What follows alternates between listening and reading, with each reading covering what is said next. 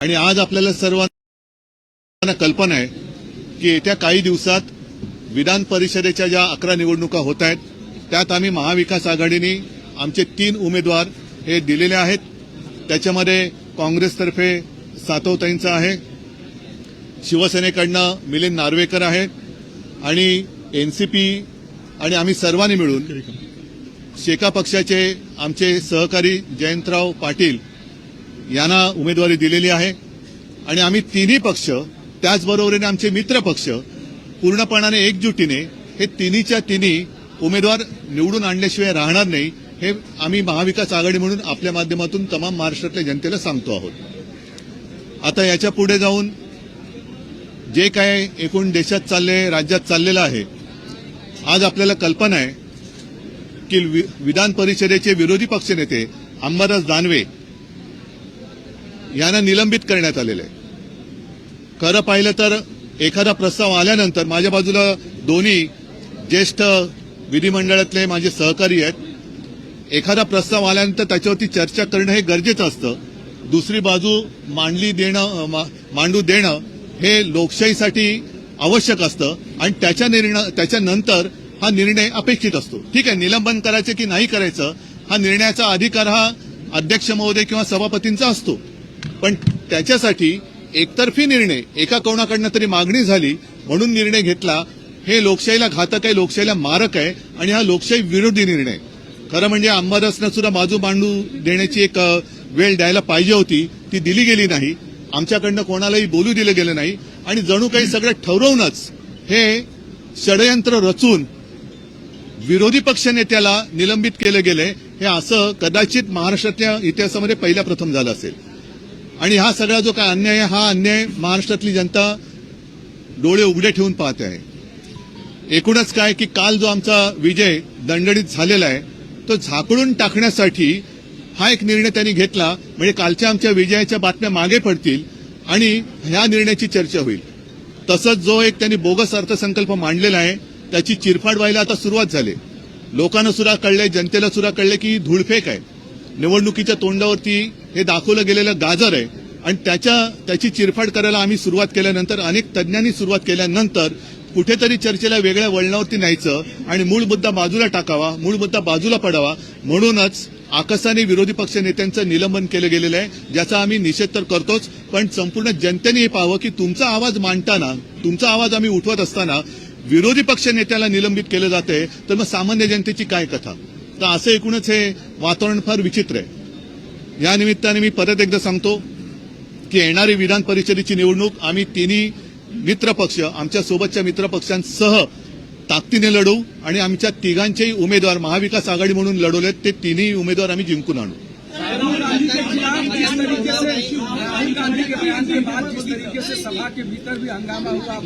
ठीक आहे, पहिलं मराठीत बोलू।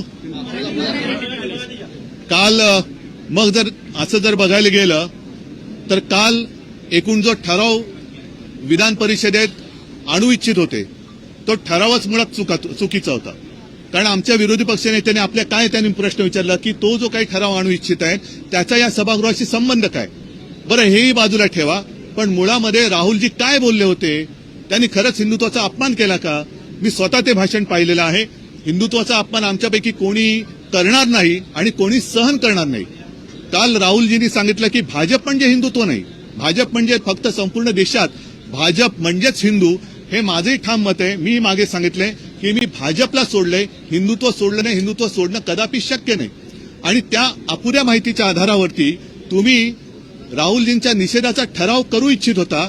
मग माझं म्हणणं असं आहे की पुढचा ठराव आपण आणला पाहिजे। एक तर राहुलजींनी हिंदुत्वाचा अपमान केला नाही, भाजप म्हणजे हिंदुत्व नाही हे त्यांनी ठासून सांगितलं, पण अपुऱ्या माहितीनिशी हे सभागृहात तो ठराव आणू इच्छित होते आणि जर ठराव आणला असता आणि तो मंजूर करून त्यांनी बहुमताच्या जोरावर जसं आज निलंबन केलं तसा ठराव मंजूर करून पाठवला असता तर असत्यावरती तो ठराव मंजूर करून घेतला असता। तर असत्य माहितीच्या आधारे हा ठराव आणू इच्छिणं किंवा आणू पाहणं हा सुद्धा सभागृहाचा अपमान आहे। त्याच्यामुळे मग त्या सदस्याला सुद्धा तुम्ही निलंबित करणार आहात का? आणि मग मी असं म्हणेन जो विषय घडलाच नाही, हिंदुत्वाचा अपमान झालाच नाही, मग मी सभागृहाला दोन्ही सभागृहांना माझी विनंती राहील की लोकसभेमध्ये म्हणजे आपल्या देशाचं लोकशाहीतलं सर्वोच्च मंदिर तिथे जय संविधान बोलल्यानंतर काही जणांना मिरच्या झोंबल्या, तर ज्यांना जय संविधान बोलल्याबद्दल मिरच्या झोंबल्यात त्यांचा निषेधाचा ठराव, मी तर जाहीर त्यांचा निषेध इकडे करतोय, पण सभागृहांनी सुद्धा दोन्ही सभागृहांनी तो ठराव मांडावा आणि जाहीरपणाने आम्ही जय संविधान बोलायला ज्यांचा विरोध आहे त्यांचा निषेध करतो असा ठराव मंजूर करून लोकसभेत तो पाठवावा.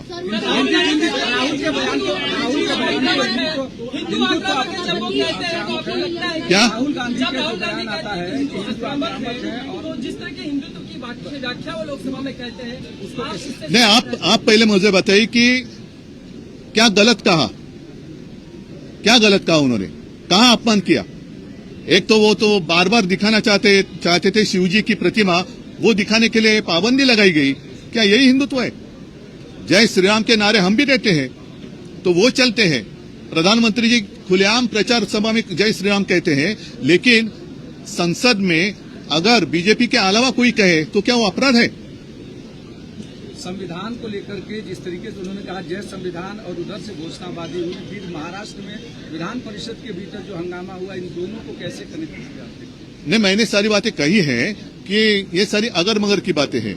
अगर आपको ऐसा लगता है कि कल राहुल जी ने हिंदुत्व का अपमान किया है तो मैं नहीं मानता, क्योंकि उन्होंने साफ स्पष्ट शब्दों में कहा जो बात मैं कहते आया हूं कि भाजपा यानी हिंदुत्व नहीं है.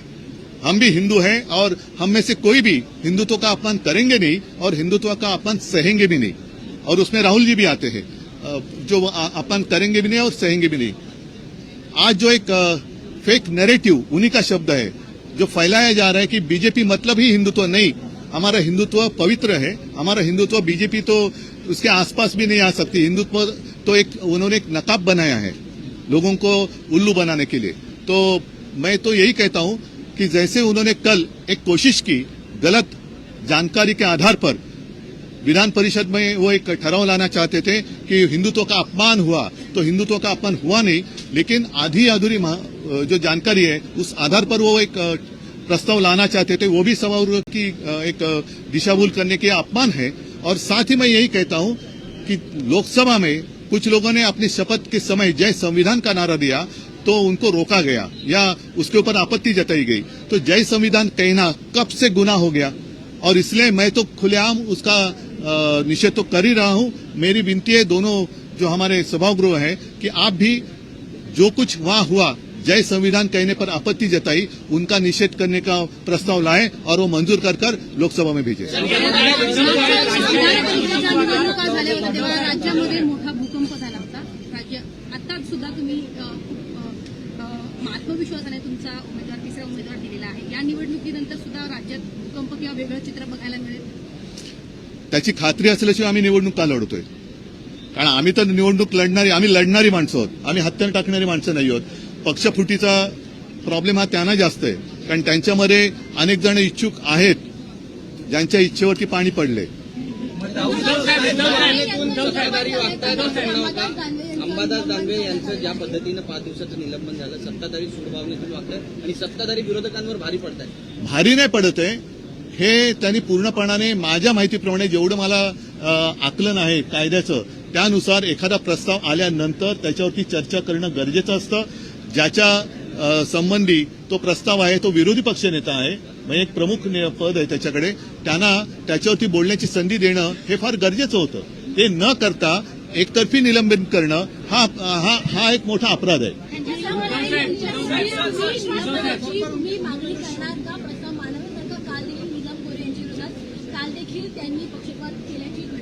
नाही, मग मी एक सांगतो, अंबादासजींबद्दल आक्षेप काय सांगा, का निलंबन केले सांगा जरा. मी नव्हतो सभागृहात. बरोबर आहे, त्याच्याबद्दल मी पक्षप्रमुख म्हणून मी महाराष्ट्रातल्या माता भगिनींची माफी मागायला तयार आहे आणि मी मागतो, कारण आम्हाला त्यांच्याबद्दल आदर आहेच. मग लोकसभा प्रचाराच्या दरम्यान सुधीर मुनगंटीवाराने त्यांच्या म्हणजे मोदीजींच्या सभेत, कदाचित मोदीजी व्यासपीठावर नसतील, पण बहीण भावाच्या नात्याबद्दल जे अभद्र वक्तव्य केलं होतं त्याच्याबद्दल कोण माफी मागणार आहे? त्यांच्याच मध्ये बसलेले ते सत्तार, त्यांनी सुप्रिया सुळेंना कॅमेऱ्यासमोर शिवी दिली होती. हा माता भगिनींचा अपमान नाही? ज्याच्यावरती एका महिलेवरती विचित्र एक प्रसंग ओढवला, ज्याला आम्ही मंत्रिमंडळातून काढून टाकला होता त्यांना तुम्ही मंत्रिमंडळात स्थान दिलंय, हा महिलांचा अपमान नाही? मग जर मी माफी मागतोय, माता भगिनींचा अपमान जर झाला असेल तर मी माफी मागतो, पण तसा त्यांनी अपमान त्यांनी तर केलाय, सभागृहात केला म्हणून अपमान, आणि जाहीरपणाने बोललं तर अपमान नाही, हे कुठलं गणित आहे? मग त्याला सुद्धा निलंबित करणार का? मुनगट्टीवारनं तर जनतेने तिकडनं निलंबित केलंच आहे, विधानसभेत पण ते करतील, पण तुम्ही आतमध्ये काय करणार आहात? राहुल गांधी हे ठीक है। राहुल गांधी के बयान को लोकसभा से निकाल दिया गया है। राहुल कौन सा? गांधी के कल के भाषण को लोकसभा से निकाला गया है पूरा? से, हाँ, उसमें मैक्सिमम क्या बात कही? क्या बात कही? उन्होंने जो कहा था कि हिंदू जो है वो आक्रामक है। नहीं, ऐसी बात कही नहीं थी उन्होंने, और उन्होंने यही कहने की कोशिश की थी या कही थी बात कि हिंदुत्व का मतलब दूसरे धर्म का अपमान करना नहीं है। जो मेरे पिताजी कहते थे, जो मेरे दादाजी कहते थे कि हम हिंदू तो हैं, हमें भाजपा हिंदुत्व ना सिखाए, नहीं तो भाजपा की पूरी कुंडली जो है, जन्म कुंडली, वो उनको पहले पढ़ाई करनी चाहिए। कहां से शुरू हुई उनकी बात, जनसंघ की स्थापना कैसे हुई, उसके पहले क्या थी, वो सारी बातें निकालनी होगी। निमित्त से बार-बार सेट का नैरेटिव सेट करने की कोशिश कर रही है कि जो महिलाओं का अपमान जो है सभागृह में किया गया। जो बात मैंने कही कि खुलेआम गाली गलौज करने वाले लोग आज भी आपके कैबिनेट में हैं, तो वो कैसे चलते आपको? ये मेरा हिंदुत्व नहीं है। अगर कल मैं सभागृह में नहीं था, कल अगर गलती से या कुछ भी अंबादास जी ने कुछ गलत कहा होगा महिलाओं के बारे में, तो उसके लिए मैं माफी मांगता हूं। लेकिन सामने से म्हणजे शिवसेना भवनवरती चाल करून येणारी माणसं, हे बोलणारी भाषा करणारी माणसं जर तुमच्याकडे बोट दाखवून अपमान करत, काय संबंध आहे? तुम्ही सभापतींकडे मागणी करा। या सगळ्या प्रकरणामध्ये अंबादास काय जबाबदार आहे? तुम्ही सभापतींकडे सांगायला पाहिजे होतं। मैं आप कुछ भी करें तो प्रजातंत्र है, और हम कुछ भी करें तो अपराध है, ये बात नहीं चलेगी। ठीक है, चला, मला वाटतं 3 उमेदवार दिले आहे, संख्याबळ तसं पुरेसं नाहीये, जुळवाजुळव कशी होणार, मला सोडून दिलेले प्रेम दाखवणार का या विधान? या सगळ्या गोष्टी निकाल लागल्यानंतर तुम्हाला कळेल। चला, धन्यवाद।